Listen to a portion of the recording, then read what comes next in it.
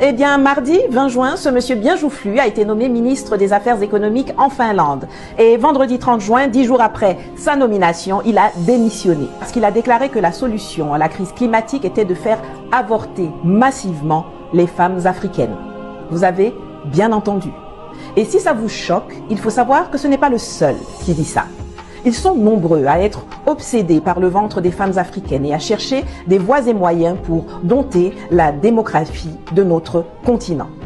Quand ce n'est pas à travers la promotion à outrance des pratiques LGBTQABCDEF, c'est à travers les programmes de planning familial, c'est à travers des campagnes de vaccination dont on ne comprend ni les tenants ni les aboutissants.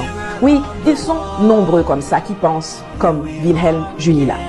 Certains ne le formulent pas à haute voix, mais travaillent dans l'ombre pour freiner notre reproduction, comme Henry Kissinger, l'ancien secrétaire d'État américain qui a pondu un rapport intitulé National Security Study Memorandum 200.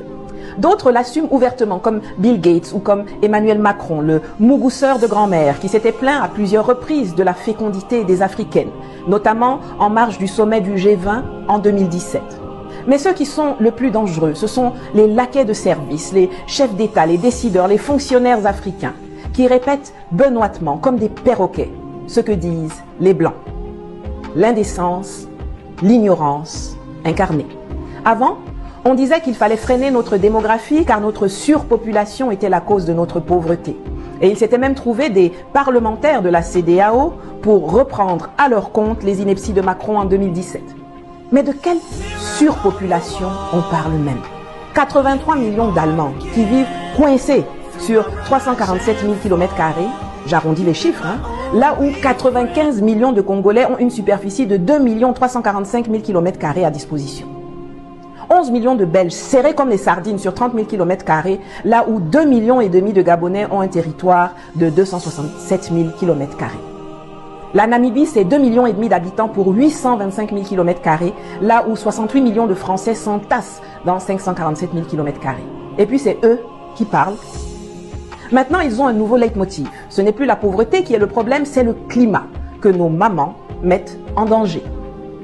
Ce sont toujours les dirigeants du continent le plus surpeuplé, avec le moins de terres arables, ceux qui ont décimé leurs forêts et utilisé toutes les énergies fossiles imaginables pour s'industrialiser, qui se plaignent de la fécondité des femmes africaines. Oui, oui, comme si nos utérus sont responsables de l'énorme empreinte carbone qu'ils ont causée.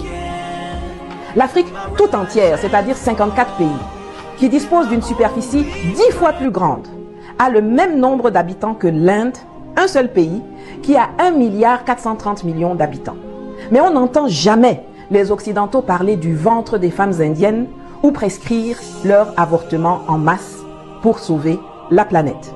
Et puis tu vois, plein de jeunes Africains qui ont été recrutés par les officines occidentales et qui viennent bavasser sur le climat, le changement climatique, et patati et patata. Arrêtez ça.